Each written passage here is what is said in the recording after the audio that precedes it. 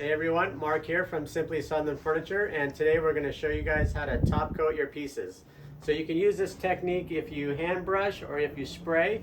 We did spray this piece, so if you want to see how we sprayed the paint, you're going to have to check out our other video. But today we're going to show you guys how to top coat this. So we're going to be using Dixie Belle's Clear Coat Satin, and we're going to be spraying it. So let's get started. Okay, so let's get started with the gun. So if you can see, I have those black marks on there. The first one is 5 ounces. 10 ounces, 15 ounces. Those are actually labeled on the hopper, but as you guys know, once you paint and stuff, they get kind of messy, so that way we do that so we can see it all the time. Now we do have 2 guns. We have one just for paint and one for our clear coats. So what we're going to do is I'm going to start by priming the gun. So that's just taking a little bit of water and putting it in the hopper. Then I'm going to take my clear coat, and that piece is probably going to use 5 to 7 ounces. Typically on a piece like that, we like to do 3 coats on the top and the face, and then 2 to 3 on the sides. So I'm going to stir up my clear coat. I'm going to pour it directly into the hopper.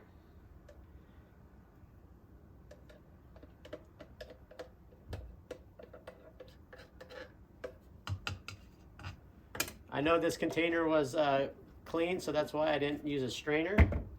And so when we use, our ratio is 5 ounces of clear to 1 ounce of water. So I'm not going to measure the water because we do this often enough to where we can kind of go by the eye.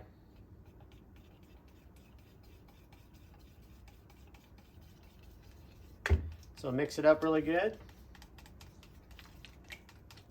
And my gun, I have the pressure going to the gun at 75 psi. So it's the same as paint as for the clear coat. So once I have this stirred up, then we can get going. All right, let's get to it. Okay, so the way that this piece is, the way the drawers sit, they sit flush or kind of inside the base. So therefore, I'm going to go ahead and leave the drawers in and spray everything together. And then after it's dry, I'll come back, pull the drawers out, and then just hit the edge with the clear coat. If the drawers sit over the top of the base, like some pieces do, I would take the drawers out, put 2 coats on the base, and then put the drawers in, and then clear coat everything that way. And so if you guys notice right here, sometimes when you spray, if you guys are still kind of working on your technique, it could be a little textury or a little coarse. And so what we did here is we hit this with 400. And so when you hit it with 400, it kind of makes it look kind of milky. And so we're going to show you guys, if you did have to sand, when you put that clear coat on, that milkiness goes away. You never see it. So these ones we sanded. These ones we just straight paint. So if you want to see our painting video, you got to check it out on the other one. So if you guys remember, we primed the gun with the water first. So I want to get that water out of there. So I usually have a piece of cardboard. And then see how it's milky? So that's how I know the clear coat's coming out. And so you'll see when we're painting that, it's going to come out milky, but it's going to dry clear. And so when I do my spray pattern, my second one is going to be 50% over the last one. And that's called keeping a wet edge. That way we won't have any tiger stripes. Now don't worry, let's say you did your first coat and you have some tiger stripes in there. Just let it tack up, get some 400, and then just hit it. And then go ahead and when you put your second coat on, just pay more attention to your overlap, and then your tiger stripe should go away. So let's get started.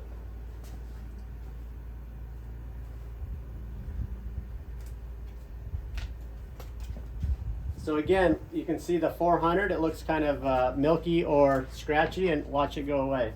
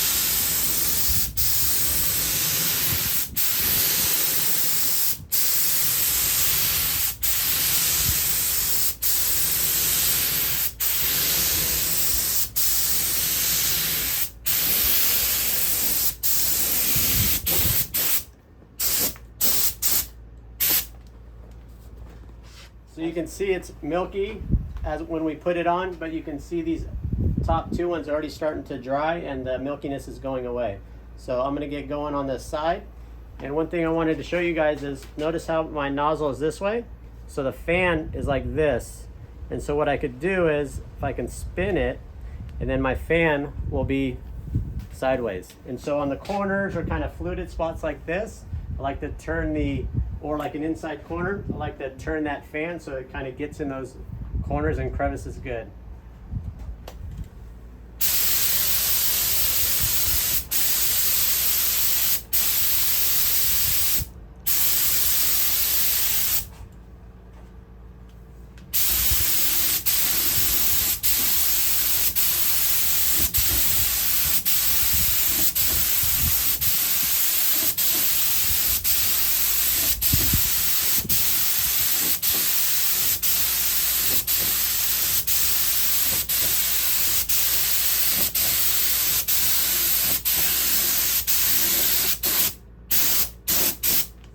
So I'm really trying to focus on keeping my gun nice and parallel to the piece and making sure on the edges I'm not going like this, and my wrist is locked, and I'm just trying to keep it nice and even and straight.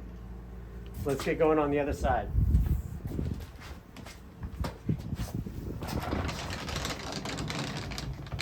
So I'm going to turn my fan again sideways so I can get in this fluted side and the corners.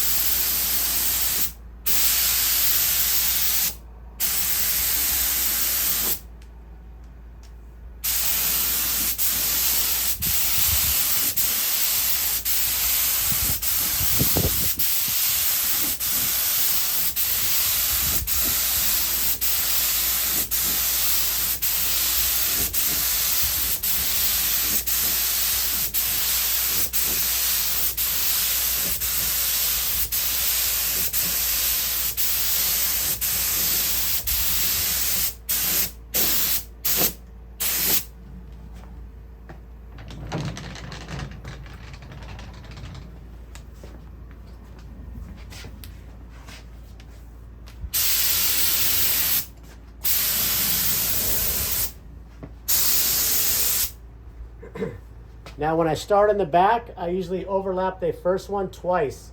Now the reason why I do that is sometimes when you just do one pass, that first little edge back there gets like not coated well, so I like to double up to make sure it's coated good.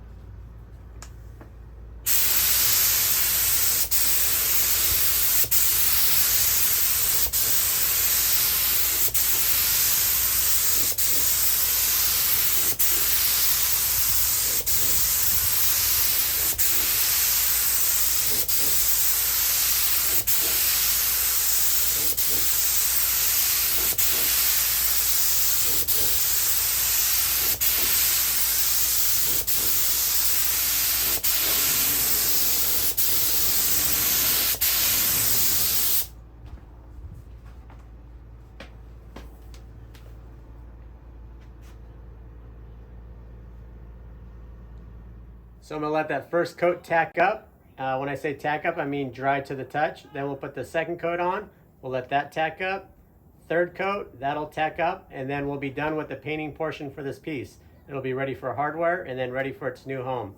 Now again, you guys, if you guys hand brush your pieces, you still can use this technique and save a lot of time. And the other awesome thing is no brush strokes.